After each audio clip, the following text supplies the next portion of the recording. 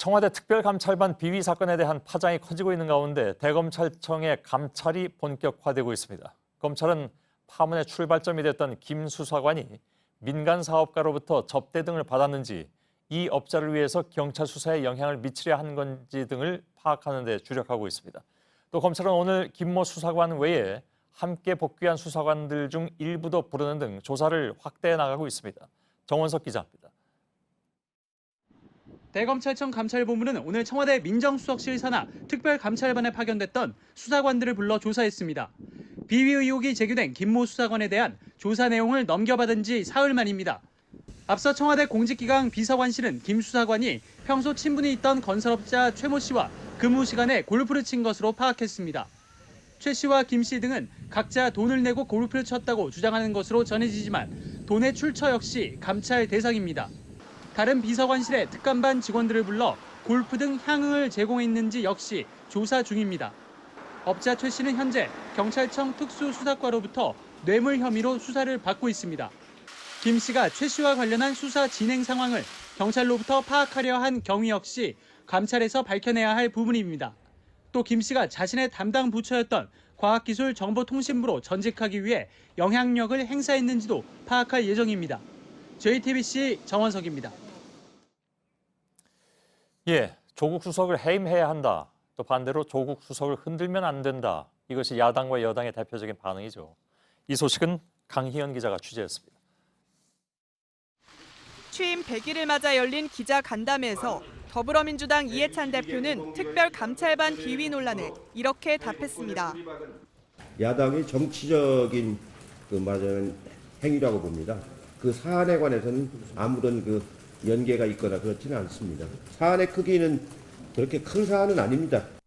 친문의 핵심인 박광원 의원은 페이스북에 인내하며 뚝심 있게 국민의 명령만을 기억하고 잘 따르기를 바란다고 했고, 표창원 의원도 조국 수석을 흔들지 말자고 했습니다. 하지만 야당의 비판 수위는 계속 높아지고 있습니다. 생활적폐청산 대통령께서 외치시고 하는데 청와대 내부는 썩어 들어가고 있습니다. 조국 수석은 검경이 특감반원 비위를 신속히 조사해 달라고 요청했습니다. 또 하나의 유체 이탈 화법입니다. 청와대 김의겸 대변인은 오늘 조국 수석의 거취에 대한 질문이 나오자 그 문제에 대해 답변들을 위치해 있지 않다며 말을 아꼈습니다. JTBC 강희연입니다. 그렇다면 이번 사건의 본질은 어떤 것인가, 또 어떤 문제점이 있었던 것인가를 좀 짚어보겠습니다. 더불어서 문재인 대통령은 이번 사건에 대해서 어떤 입장을 취할 것인가도 좀 짚어보도록 하죠. 청와대를 취재하고 있는 이서준 기자가 옆에 나와 있습니다. 자, 민정수석실 소속이었던 수사관 한 명이 감찰을 받으면서 시작이 된 사건입니다. 네, 맞습니다. 11월 초 이 검찰 수사관 출신인 특감반원 김모 씨가 경찰청을 찾아가 지인인 건설업자 사건을 알아본 게 문제가 됐습니다. 청와대는 이 내용을 경찰 쪽에서 전해 듣고 부적절하다고 판단하고 감찰에 착수를 한 건데요. 이 과정에서 김 씨와 건설업자 간 유착 관계도 문제가 됐고, 또 골프 및 향응 접대 의혹까지 불거졌는데, 김 씨가 나뿐만이 아니다, 다른 특감반원들도 골프 치고 접대받고 그랬다, 이렇게 주장을 하면서 일이 확대가 된 겁니다. 자, 공직사회를 감시하는 것이 민정수석실이 하는 일인데, 이 내용만 놓고 보자면 분명히 공직기강이 해이해졌다라고 얘기할 수 있는 부분이잖아요.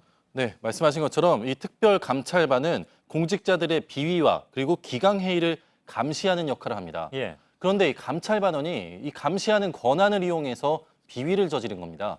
청와대 전체의 기강을 보여주는 단면이 될 수 있어서 조기에 문제를 처리하고 이를 공개했었어야 하는데 대응도 늦고 비공개라는 점도 문제가 됐던 걸로 보입니다. 그러니까 한 달 전에 강력한 조치를 이미 취했더라면 지금과 같은 논란은 상당 부분 줄일 수 있지 않았겠느냐 하는 얘기죠.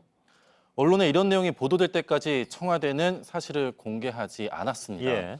검찰도 한 달 동안 별다른 감찰을 진행하지 않다가 이번에 논란이 된 뒤에야 부랴부랴 감찰에 착수를 한 겁니다. 그럼 논란이 된 뒤에는 적절한 대응을 했느냐? 그건 어떻게 봅니까? 네, 문 대통령이 G20 순방을 떠난 바로 다음 날부터 이 사안이 알려지기 시작했습니다. 네, 청와대는 감찰 내용은 공개할 수 없다는 원칙론만 강조하면서 숨기기 급급했습니다. 그러면서 동시에 이 특감반 전원 교체라는 강수를 뒀습니다. 이러다 보니 뭔가 더 큰 비리가 숨겨져 있는 게 아니냐는 의혹만 증폭시켰습니다. 예. 아무튼 대검찰청이 지금 감찰 조사에 착수했는데 조사가 어떻게 진행이 되고 있는지 나오고 있는 게 있는지요?